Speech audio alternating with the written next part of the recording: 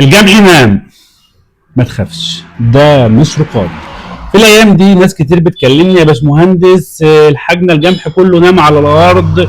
احب اطمنك واقول لك حط في بطنك بطيخه صيفي، ده مش رقاد ومش مشكله ومش خساره محصول.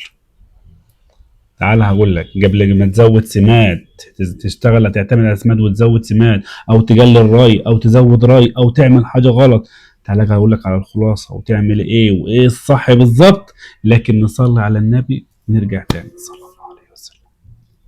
إن الله وملائكته يصلون على النبي يا أيها الذين آمنوا صلوا عليه وسلموا تسليما. السلام عليكم ورحمة الله وبركاته. بسم الله والصلاة والسلام على رسول الله صلى الله عليه وسلم. لسه مكملين معاكم عن زراعة الجمح في مصر، من الزراعة حتى الحصاد موسم 2025-2026.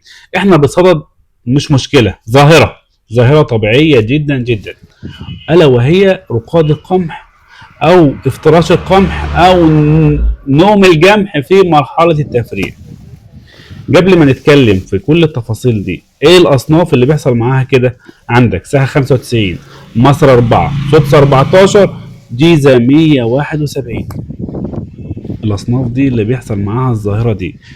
خلي بالك احيانا احنا اللي بنعمل الظاهره دي او بنخليها تيجي للظاهره دي. اول حاجه في اسباب احنا بنعملها غلط، تمام؟ احنا عرفنا الاصناف اللي عشان بس تبقى انت على درايه. معظم الاصناف الثانيه لا، ما ممكن يحصل ممكن لا، بس ممكن ده وارد بنسبه 60-70% مع معظم الاصناف. ليه؟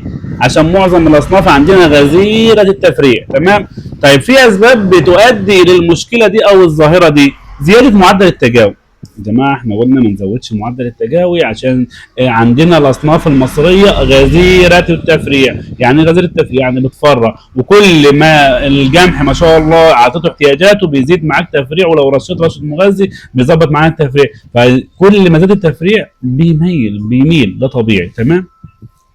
طبعا من الاخطاء برضو ان هو الجمح بيبقى جدره على وش التربه وجدره ضعيف، فتاخير رايه المحاياه او تاخير الرايه اللي بعدها، تمام، بيؤدي الى ضعف جدر النبات. فطبيعي ان هو مش ماسك في الارض وجدره ما هوش قوي، فطبيعي ان هو بيميل معانا، تمام؟ فتاخير الرايه برضو يؤدي للعرض ده، تمام؟ تالت حاجه اللي احنا فيها بقى، عندنا الاصناف اللي هي 95 وسدس 14 ومصر 4 وجيزه 171.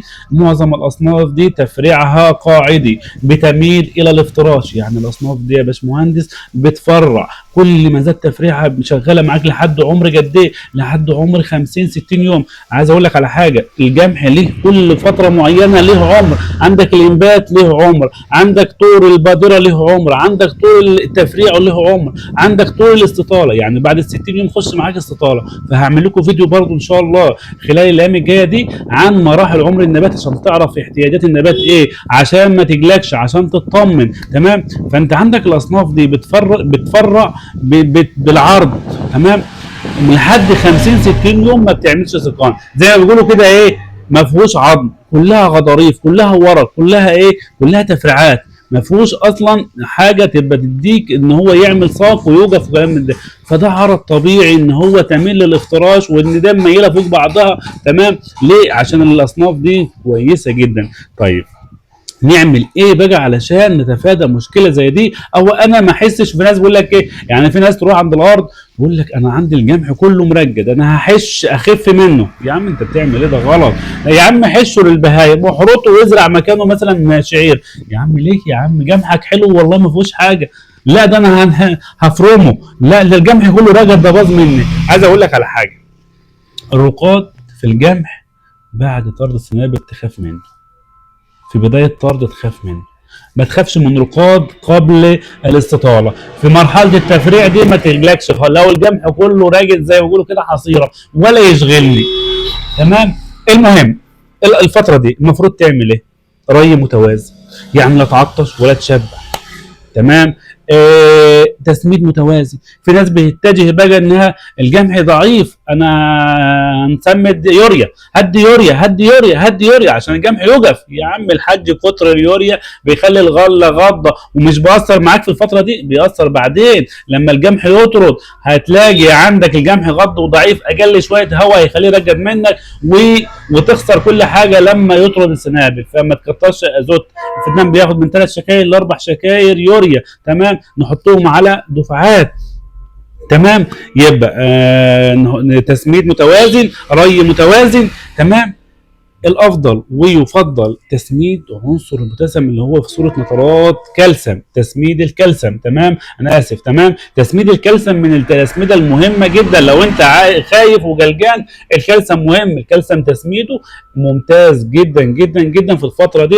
يعني خلال الريه الثانيه ريه المحياه او الريه اللي بعد ريه المحياه لازم نسمد كالسيوم. وقلنا قبل كده وعملنا برنامج تسميد ان احنا بنسمد بوتاسيوم، بنسمد كالسيوم، بنسمد حامض، بنسمد فولفيك، بندي النبات احتياجاته. بتلاقي النبات بتاعنا قوي، يقدر يستحمل ويقدر يقاوم الامراض الفطريه وظاهره الصقيع والبروده والكلام ده كله. تمام، بجانب الرش الورقي طحالب، شويه زنك، شويه سيتوكاينين، شويه مثلا مغنيسيوم، نترات مغنيسيوم، مثلا عالي فوسفور، هيظبط الدنيا معايا. بوتاسيوم فوسفور ممتاز جدا. يبقى تسميد البوتاسيوم ده ضروري جدا عشان بيعمل اتزان مائي ويخش معانا في التحجيم وينقل العناصر من الجدر اللي بيبقى وسيله نقل الكربوهيدرات والغذاء والفيتامينات والبروتين. كل ده بينقله بيوزعه داخل الاوراق والسيقان، وبعد كده بينقله من ورق والسيقان للثمره نفسها. فتسميد البوتاسيوم مهم جدا. تسميد نترات الكالسيوم مهمه جدا. عنصر الكالسيوم عنصر بطيء، فلازم نسمد مع رايه المحياه او الرايه اللي بعدها. مثلا الفدان المفروض الفدان بياخد 25 لتر، ممكن ننزل ب 10 لتر. يعني زي ما بيقولوا كده نص العامه ولا العامه كله. يعني مثلا ممكن نسمد 10 لتر مع الرايه اللي هي في عمر 50 60 يوم، اللي هي الرايه الثالثه من الزراعه او الرايه الثانيه بعد المحياه.